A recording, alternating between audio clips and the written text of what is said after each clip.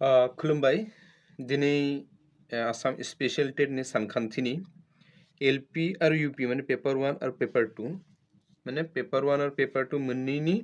First unit नाम्बार्सखौ जों discuss खालामगोन। नाम्बार्सआव मा दङ? फार्स्ट जों आसाम स्पेशल टेट 2026 नि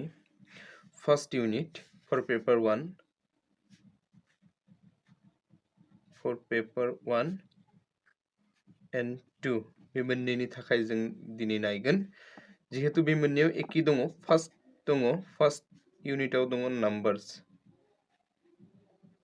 नाम्बार्स माने अनजिमा।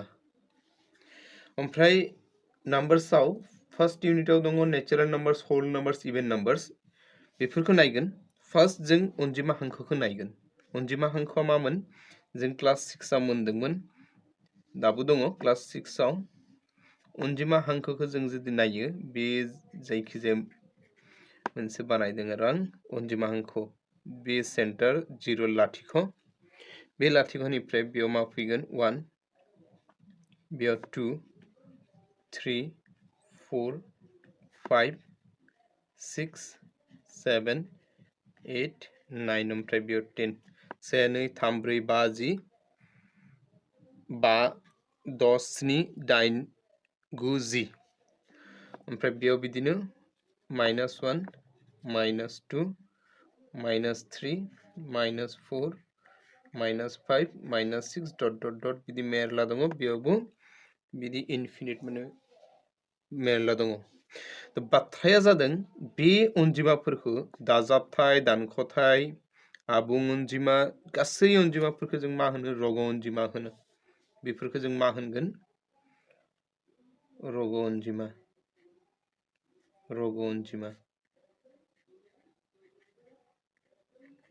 बेखौ मा होनगोन जों? रग' अनजिमा होनगोन। दानख'थाय, दाजाबथाय, लाथिख', बुखावखोन्दो, दशमिक थानाय अनजिमा जेसेबां अनजिमा दङ बेफोरखौ रग' अनजिमा होनो। बेखौनो इंलिसाव इन्टिजार होनो। नेक्स्टआव जों जुदि बेनिफ्राय रानो, बे बाहागोखौ जुदि नायो, अनजिमा हांखोनि बे बाहागोखौ, बे लाथिख'निफ्राय बे बाहागोखौ जुदि जों नायोबा बेखौ होनो आबुं अनजिमा। आबुं अनजिमा बेखौनो इंलिसाव होल नाम्बार होनो। Whole numbers. ओमफ्राय नेक्स्ट जों जुदि बेनिफ्राय नायो, बे 1 निफ्राय जुदि अनजिमाफोरखौ नायो, जेसेबां दङ बे अनजिमाफोरखौ मा होनो? मिथिंगा अनजिमा। बेखौनो इंलिसाव मा होनो? नेचारेल नाम्बार। नेचारेल नाम्बार्स। ओमफ्राय जुदि आसामिस मिडियामाव सोरबा जुदि होयोबा बेखौ एग्जामाव, माने नोंथांमोना एग्जामाव मा खालामनो हागोन? जायफोरा आसामिस मिडियामनि दङ बेफोरा मेथ्सनि पेपारखौ माने सानखान्थिनि पेपारखौ आसामिसावबो लानो हायो। तो जुदि सोरबा दङबा बेखौ मा होनो? आबुं अनजिमाखौ आसामिसाव पूर्ण संख्या आरो बेखौ होनो मिथिंगा अनजिमा, साधारण प्राकृतिक संख्या। बेखौ होनगोन स्वाभाविक संख्या। स्वाभाविक संख्या। तो बे अनजिमा हांखोआवनो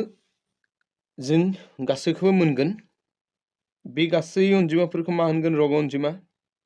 दानख'थाय, दाजाबथाय, लाथिख' जेसेबां अनजिमा दं बेफोरखौ रग' अनजिमा होनो। बे लाथिख'निफ्राय दाजाबथाय अनजिमाफोरखौ जों मा होनगोन? आबुं अनजिमा बा होल नाम्बार, इंलिसाव, आसामिसाव पूर्ण संख्या। बिदिनो 0खौ जों जुदि लायाबा, 1 निफ्राय जुदि नायो, 1 निफ्राय जेसेबां अनजिमा दङ, 1000 crore जेसेबां दङ, बे अनजिमाफोरखौ जों मा होनगोन? मिथिंगा अनजिमा बा अखमियात स्वाभाबिक संख्या इंग्लिशाव नेचारेल नम्बर बिदिनो बेयाव अनजिमाफोरखौ जों बेनिफ्राय मा मोनबाय नेचारेल नम्बर मोनबाय होल नम्बर मोनबाय ओमफ्राय इभेन नम्बर माने बेयाव जों जुदि बे अनजिमाफोरखौ नायोबा जरा बे अनजिमाफोरखौ 2 4 6 8 10 बिदि जरा जानाय अनजिमाफोरा 2 4 6 8 10 जाय अनजिमाफोरा जरा जायो जायखिजाया 2 आव जों जुदि मार्बल लायोबा मोननै मार्बल जागोन बिदि जरा जादों 4 निया बिदि जरा जागोन 6 नियाबो बिदि जरा जागोन तो बिदि जरा जादों तो बे अनजिमाफोरा 10 12 बिदि मेरला अनजिमा दङ बे अनजिमाफोरखौ मा होनगोन जरा अनजिमा बा बेखौ इंलिशाव मा होनगोन इभेन नम्बर आसामिजाव मा होनो बेखौ जुग्म संख्या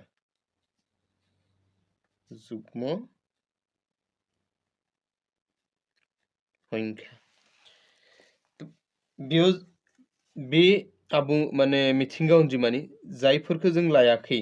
माने माखौ जों लायाखै 1 खौ लायाखैमोन 3 खौ 5 7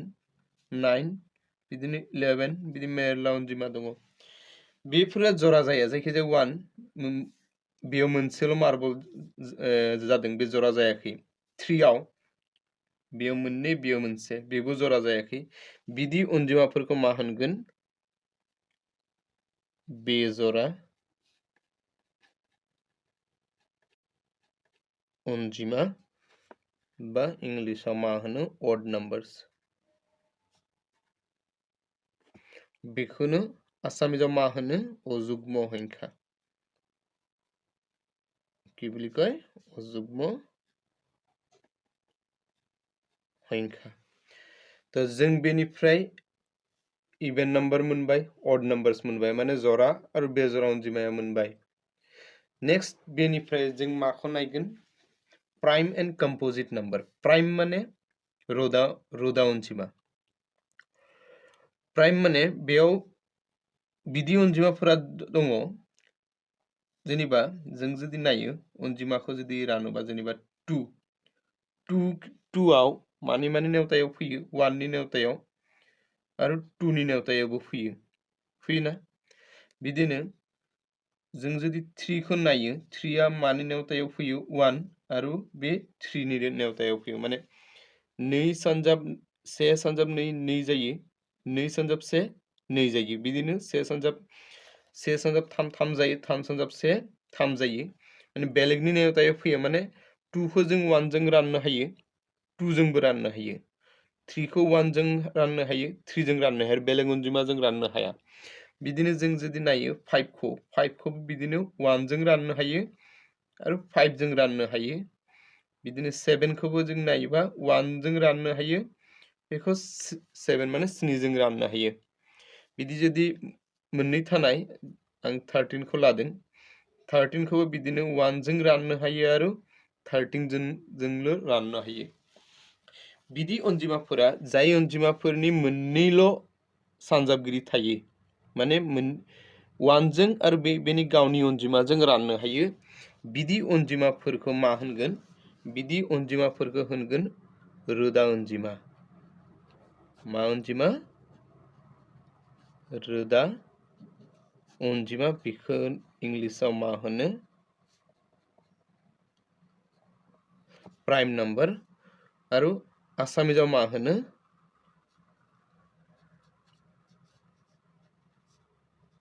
मौलिक সংখ্যা মানে যিবোৰক আমি কেৱল মাত্ৰ দুটাহে উৎপাদক পাওঁ जायफोरनि मोननैल' सानजाबगिरि मोनो ओमफ्राय बिदिनो जों जुदि बे अनजिमाफोरनि अनगायै आं जेनेबा 4 खौ लादों 4 खौ 1 जों राननो हायो 2 जोंबो राननो हायो बेखौ 4 जोंबो राननो हायो बिदिनो आं जुदि 6 खौ नायोबा 6 खौ 1 जों राननो हायो 2 जों राननो हायो 3 जों राननो हायो 6 जोंबो राननो हायो बिदिनो 9 खौ जों जुदि नायोबा 1 खौ 9 खौ 1 जों राननो हायो 3 जों राननो हायो आरो 9 जोंबो राननो हायो बिदिनो मोननै थानाय मोननै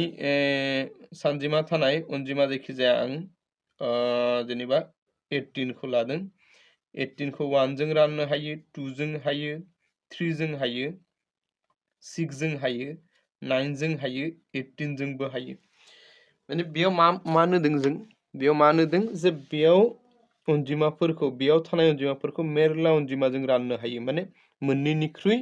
बांसिन अनजिमाजों राननो हायो माने बे अनजिमाफोरनि मोननैनिख्रुइ बांसिन सानजाबगिरि दङ त बे अनजिमाफोरखौ जों मा होनगोन जाय अनजिमाफोरनि सानजाबगिरि मोननैनिफ्राय बांसिन थायो बे अनजिमाफोरखौ जों मा होनगोन कम्पोजिट नाम्बार माने जथाय अनजिमा जथाय अनजिमा बेखौनो इंलिशआव मा होनो कम्पोजिट नाम्बार्स ইয়াক অসমীয়াত কি কয় অসমীয়াত কয় যৌগিক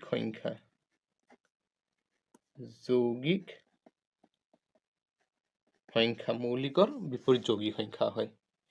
ओमफ्राय बेयाव मोनसे बाथ्राखौ नोंथांमोना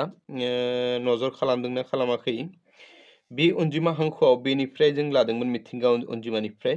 2 3 5 7 खौ लादों बेयाव 4 6 दङ 8 बो दङ 8 9 10 बे अनजिमाफोरखौ लादों बे 1 खौ लायाखै मिथिंगा अनजिमायाव ओमफ्राय बे 1 आ मा जागोन बे 1 आ 1 खौ जे लायाखै बे रोदा जागोन ना जथाय जागोन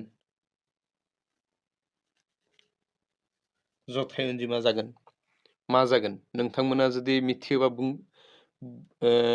बुङोबा एसे मोजां जागोन आं नोंथांमोना हायाबा आं नेक्स्ट भिडियोआव बेखौ बुंगोन जे 1 आ जथाय रोदा ना जथाय जागोन कमेन्ट सेक्सनाव कमेन्ट खालाम जे 1 आ रोदा जागोन ना जथाय अनजिमा जागोन ओमफ्राय नेक्स्टआव मा दङ नेगेटिभ नाम्बार माने बेयाव थानाय अनजिमाफोरा माने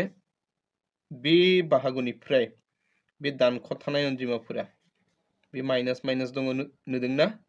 बे दानख' थानाय अनजिमाफोरखौ मा होनो दानख'थाय अनजिमा होनो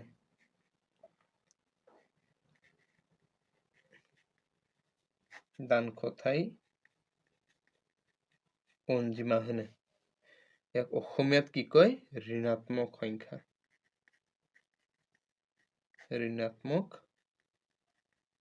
সংখ্যা बेखौ इंलिशआव मा होनो नेगेटिभ नाम्बार तो जों बेयाव मा मोनदों बे मोनसेल' हांखोनिफ्रायनो सबखौ मोनबाय रग अनजिमा मोनदों फार्स्ट बेनि उनाव आबुं अनजिमा मोनबाय आबुं अनजिमा बेनिफ्राय 0 निफ्राय जेसेबां दाजाबथाय अनजिमा दङ बेफोरखौ आबुं अनजिमा होनो मिथिंगा अनजिमा मोनबाय 1 निफ्राय जेसेबां दाजाबथाय अनजिमा दङ बेफोरखौ मिथिंगा अनजिमा होनो जरा अनजिमा मोनबाय जरा जानाय अनजिमाफोरखौ जरा अनजिमा होनो बेखौनो इंलिशआव इभेन नाम्बार होनो